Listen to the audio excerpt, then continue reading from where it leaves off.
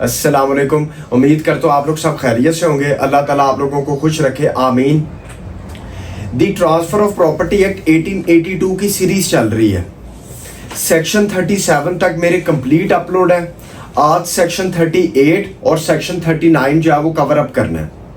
मैं हर वीडियो के अंदर एक चीज़ कहता हूँ कि मैं जो कुछ भी बताऊँ आपने उसको लाजमी नोट डाउन कर लेना, लिख लेना है, ताकि वो चीज़ इन फ्यूचर आप लोगों के काम आए। बुक सामने रख लें, इसको शुरू करते हैं। पॉइंट्स बताए जाऊंगा, इसको नोट करते जाएं। सबसे पहले सेक्शन 38 की तरफ चले जाएं। सेक्शन 38 क्या कहता है? ट्रांसफर ऑफ प्रॉपर्टी एक्ट 1882 का सेक्शन 38 ये कहता है कि ट्रांसफर बाय पर्सन, इससे ऊपर ये लिखा हुआ है कि ट्रांसफर ऑफ इमूवेबल प्रॉपर्टी। उसके बाद सेक्शन 38 की हेडिंग है कि transfer by person authorized only under certain circumstances to transfer। अब इसका नीचे कंसेप्ट लिखें। इसमें यह कहता है कि मीन्स एक पर्टिकुलर सर्कमस्टांस आएगा तब भी वो पर्सन ट्रांसफर कर सकता है प्रॉपर्टी को। मीन्स कुछ ही सर्कमस्टांसेस में वो पर्सन ऑथराइज किया गया है प्रॉपर्टी को ट्रांसफर करने के लिए। अब वो कौन से सर्कमस्टांसेस है, नीचे लिख लें। पहला, circumstances in their nature variable। इसके आगे कंसेप्ट लिखें। मीन्स circumstances वेरी कर सकते हैं। वेरी टू वेरी मीन्स अलग अलग circumstances में ट्रांसफर कर सकते हैं, या facts to facts, case to case vary करता है ये। ठीक हो गया। उसके बाद दूसरा कंसेप्ट इसके अंदर लिखें, transfer for consideration. Transfer for consideration, इसमें ये लिखें मींस जो ट्रांसफर किया जा रहा है वो विद कंसीडरेशन किया जा रहा है। जो ट्रांसफर चीज हो रही है वो किसके साथ हो रही है? With consideration. ठीक हो गया। उसके बाद तीसरा पॉइंट इसके अंदर लिखें कि acted bona fide by the transferor. Acted bona fide by the transferor, आगे ब्रैकेट में लिख लें इसी के आगे, with good intention. With good intention. उसके बाद अगला पॉइंट लिखें, ड्यूटी ऑफ ट्रांसफरी। इसमें लिखें using reasonable care to ascertain existence of such circumstances. और नीचे इसका पॉइंट लिखें, in good faith, acted in good faith. इसके आगे एक एग्जांपल लिखें हम।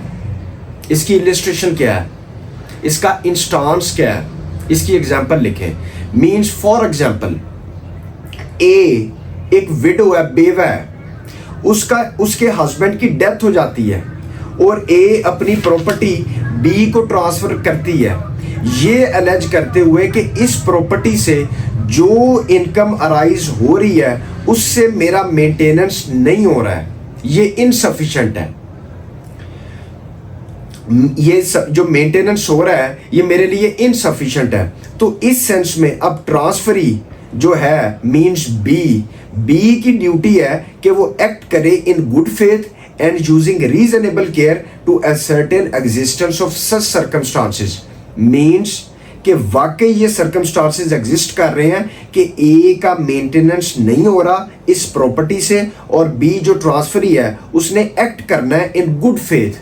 तो फिर ए एंड बी में जो भी ट्रांसफर होगा वो वैलिड ट्रांसफर होगा। उसके आगे लिखें, अगर ये चीज सर्कमस्टांसेस वो क्लियर हो जाते हैं कि ऐसे ही हैं, मींस के ए के पास, विडो के पास जो प्रॉपर्टी थी वो उसकी मेंटेनेंस के लिए थी, लेकिन ए ने वो प्रॉपर्टी ट्रांसफर की बी को विद बोनाफाइड इंटेंशन, नेक नियति के साथ, इस सेंस में, और ये कहकर कि इससे मेरा मेंटेनेंस नहीं आ रहा या इनसफिशिएंट है, कि पूरा नहीं हो रहा इससे।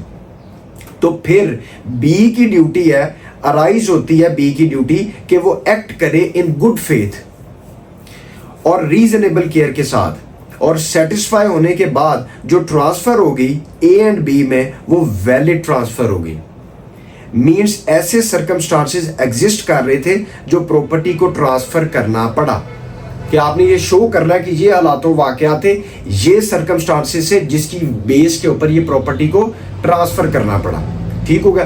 थी वो उसकी मेंटेनेंस के लिए, लेकिन उसने कहा इससे मेरा मेंटेनेंस नहीं आ रहा या जो कुछ भी आ रहा है ये इनसफिशिएंट है, लिहाजा मैं इसको इन गुड फेथ जो है ये प्रॉपर्टी जो है वो ट्रांसफर कर रही हूँ विद बोनाफाइड इंटेंशन। फिर दूसरा बंदा इन गुड फेथ रीजनेबल केयर के साथ उसकी केयर करे, फिर इस सेंस में उसकी ड्यूटी होती है कि उसको रीजनेबल केयर करे, उसकी टेक केयर करे, फिर इस सेंस में जो प्रॉपर्टी ट्रांसफर होगी वो वैलिड ट्रांसफर होगी, क्योंकि हालात ऐसे पैदा हो गए। यहां तक कंसेप्ट क्लियर है। उसके बाद सेक्शन 39 की तरफ चले जाएं। सेक्शन 39 ये कहता है कि transfer where third person is entitled to maintenance. अब यहां पे थर्ड पर्सन की बात हो रही है, तीसरे बंदे की। इसके आगे लिखे हैं नीचे, protection of third person rights, protection of third person rights. Section 39 के आगे लिख लें कि मेंटेनेंस इसका राइट मिल सकता है, मेंटेनेंस जो होता है ना इसका राइट मिल सकता है। इसका कंसेप्ट नीचे लिखें। सेक्शन 39 ये बात करता है कि फॉर एग्जांपल ए ने बी को प्रॉपर्टी ट्रांसफर की, तो ए ट्रांसफर उसके भी राइट्स होते हैं और बी ट्रांसफरी उसके भी राइट्स होते हैं, और उस प्रॉपर्टी के हवाले से क्या थर्ड पर्सन को राइट मिल सकता है कोई? तो ये सेक्शन 39 कहता है कि बिल्कुल थर्ड पर्सन का राइट भी होता है। मीन सेक्शन 39 के अकॉर्डिंग उस थर्ड पर्सन का राइट बनता है उस प्रॉपर्टी में से मेंटेनेंस लेने का। उसके बाद नीचे लिखें, such rights can be enforced against the transferee if, दोबारा सुन ले, such right can be enforced against the transferee if. अब नीचे हेडिंग बना के लिखे, दो कंडीशंस हैं इसमें।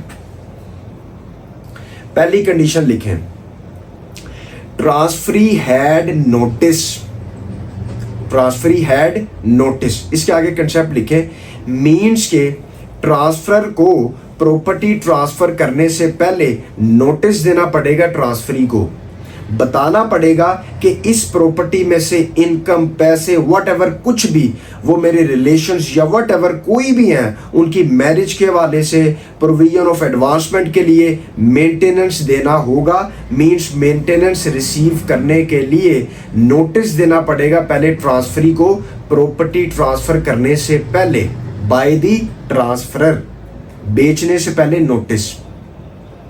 ठीक हो गया। उसके बाद दूसरी चीज लिखे इसके अंदर, ट्रांसफर वाज ग्रेटिचुअस। इसका क्या कंसेप्ट है? इसमें लिखे, अब इसको समझना, मींस के वो प्रॉपर्टी, मींस ए ने बी को प्रॉपर्टी गिफ्ट कर दी विदाउट कंसीडरेशन, सेल नहीं की, तो बी को तो फ्री प्रॉपर्टी मिली है।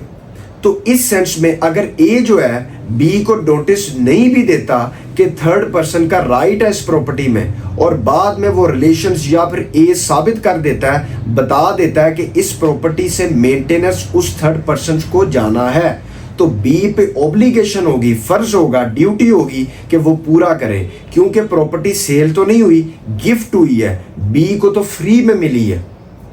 मींस ट्रांसफर अगर ग्रेटिचुअस है तब भी बी पे ऑब्लिगेशन होगी ऐसा करने की।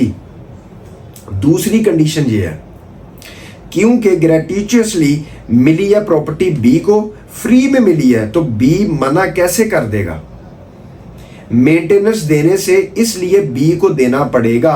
अगर फ्री मिली है तो मानना ही पड़ेगा, बातों को मानना पड़ेगा। अगर सेल की है, विद कंसीडरेशन गई है, पैसे दिए हैं, तो इस सेंस में तो कोई नहीं है ऑब्लिगेशन उसके ऊपर। लेकिन अगर उसको गिफ्ट की है तो इस सेंस में अगर वो कह देते कि भाई इसमें से मेंटेनेंस का राइट जो है वो थर्ड पर्सन का भी है, तो फिर दूसरे बंदे की वहां पे ऑब्लिगेशन हो जानी उस चीज को देने की, फिर राइट बनता है थर्ड पर्सन का, क्योंकि ये गिफ्ट हुई है, विदाउट कंसीडरेशन है, उसको तो फ्री में मिली है, तो इस सेंस में उसकी ऑब्लिगेशन होगी उसको मेंटेनेंस देने का। ठीक है। उसके बाद जो है वो नेक्स्ट वीडियो के अंदर जो है वो आगे सेक्शन 40 से मूव करेंगे। बाकी दुआओं में याद रखिएगा। Thank you very much. Allah Hafiz.